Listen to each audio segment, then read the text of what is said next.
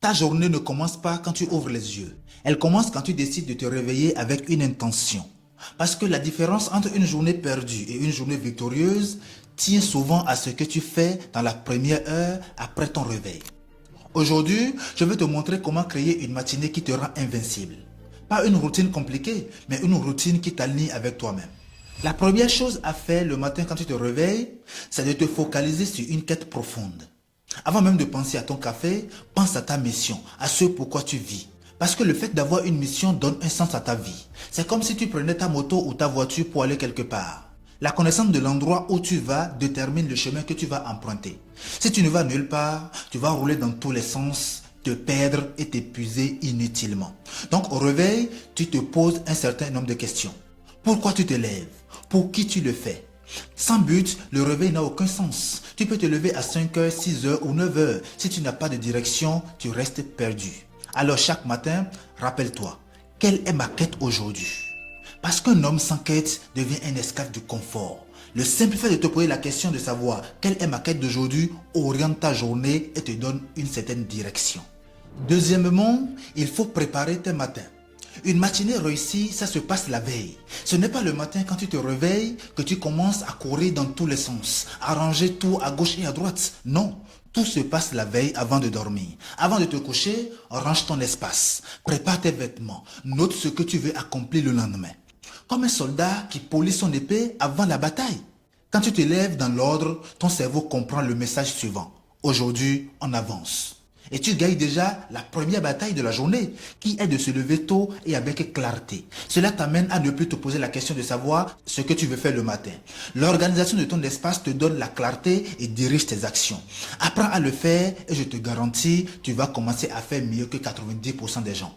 C'est un petit détail, mais qui change énormément de choses dans ta vie dès que tu commences à le faire. Essaie juste et tu verras. Je dois aller au cours ce matin à 7 heures. Et il me faut nécessairement tourner une vidéo le matin avant de partir. Vous pensez que si j'avais laissé tout en désordre la veille, je pourrais réussir à faire ça ce matin avant de partir? Non, loin de là. Il m'a fallu charger ma caméra, préparer mes lumières, arranger ma chambre, mettre les cahiers dont j'aurai besoin dans la journée dans mon sac, préparer mes affaires, ce que je dois porter, même ma serviette à une place précise. Toute cette organisation me permet, dès le matin au réveil, de m'organiser, de m'orienter et de ne pas être surchargé, de ne pas être surmené mentalement, même si j'ai beaucoup de choses à faire. S'organiser la veille, c'est l'un des secrets ultimes pour réussir son matin et d'aborder sa journée avec dynamique. Troisièmement, il faut éviter les distractions dès le réveil. Le matin, ton esprit est pur. C'est ton moment le plus précieux de la journée. Si la première chose que tu fais, c'est prendre ton téléphone et scroller, alors tu offres ta paix aux autres avant même de te l'offrir à toi-même. Et généralement, quand tu finis de l'offrir aux autres, il ne te reste plus rien à toi-même. Le matin à ton réveil, coupe le bruit, reste dans le silence, respire, prie, écris, médite, mais ne consomme rien.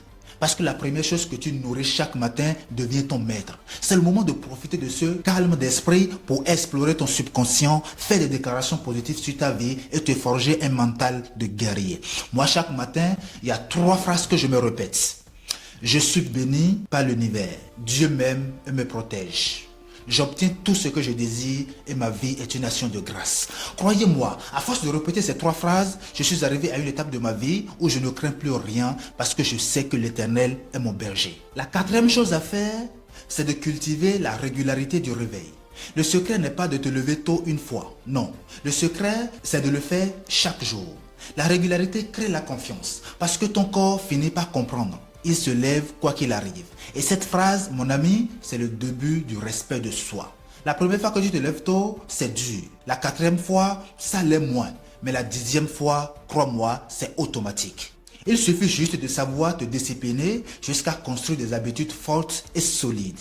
Il y a des années, moi j'ai appris à me réveiller tôt. J'avoue que c'était trop dur pour moi au départ. Mais une fois automatisé, je n'arrive plus à avoir plus de 6 heures de sommeil. Automatiquement, après 6 heures de sommeil, je me réveille et ça me va parfaitement bien parce que j'ai réussi à ériger cela en habitude et en automatisme. Ce n'est plus maintenant une contrainte, je le fais avec plaisir. Ça me permet d'ailleurs d'anticiper sur plusieurs de mes activités et d'exécuter un plan presque militaire dans ma vie. Parce que quand tu es ambitieux, il faut apprendre à travailler plus dur que les autres. Les résultats, on ne le voit pas tout de suite, bien évidemment, mais à la longue, on se félicite d'avoir tant résisté.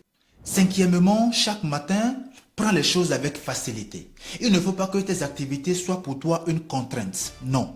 La discipline, ce n'est pas la tension, c'est la sérénité dans l'effort. Prends les choses avec facilité, pas avec rigidité. Fais ce qu'il faut, mais fais-le dans la paix. Pratique le lâcher-prise dans tout ce que tu fais. Parce que la vraie maîtrise, c'est faire des choses sérieusement sans se prendre trop au sérieux. Et ce n'est qu'ainsi que tu fais les choses bien. La sixième chose à faire, c'est de pratiquer la discipline dans les petites choses. Et puis arriver des jours où tu ne tombes que sur des mauvaises nouvelles.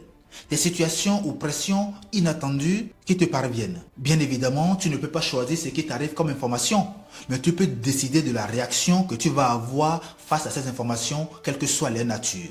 Sois toujours proactif et non réactif. Ne sois pas contrôlé par la météo sociale. Reste serein et stoïque devant toute situation et apprends à réfléchir en mode solution et non en mode problème. Cela revient aussi à mettre de l'ordre dans ta vie et donc dans ton espace de vie en montrant à ton moi que c'est toi qui contrôles les choses.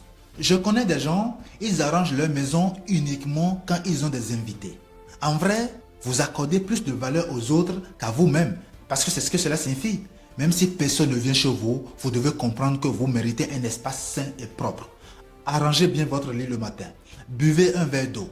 Étayez votre alarme sans la retarder. Ce sont des gestes simples, mais puissants qui vous permettent de savoir qui est au contrôle dans votre vie.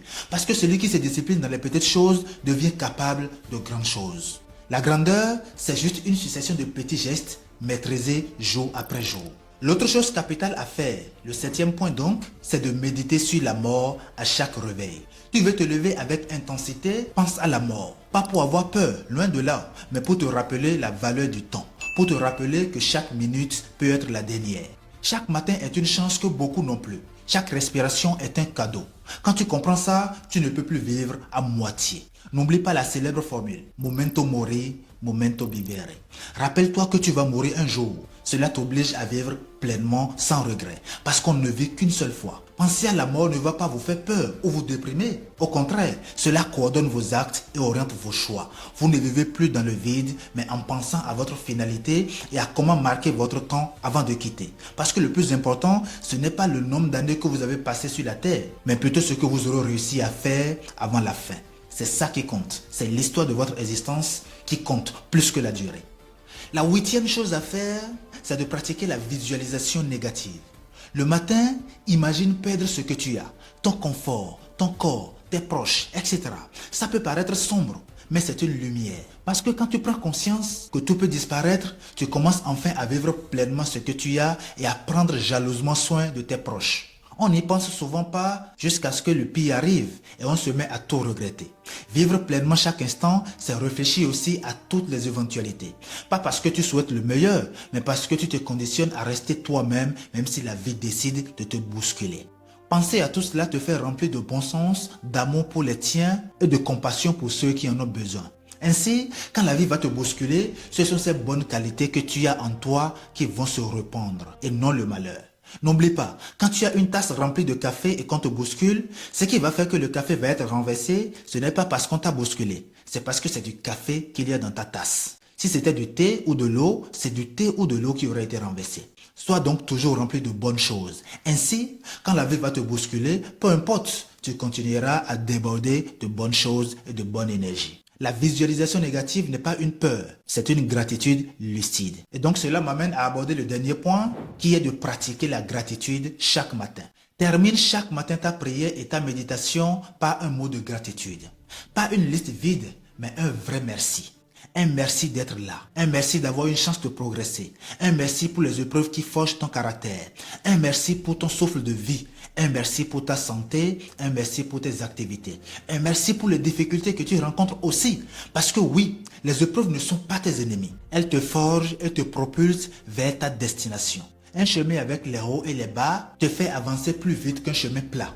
Parce qu'à chaque fois que tu montes péniblement une montée, tu descends en vitesse, donc en accélérant 10 fois plus que quelqu'un qui est sur un chemin plat. N'oublie jamais ceci, l'obstacle est le chemin, et ça c'est vrai.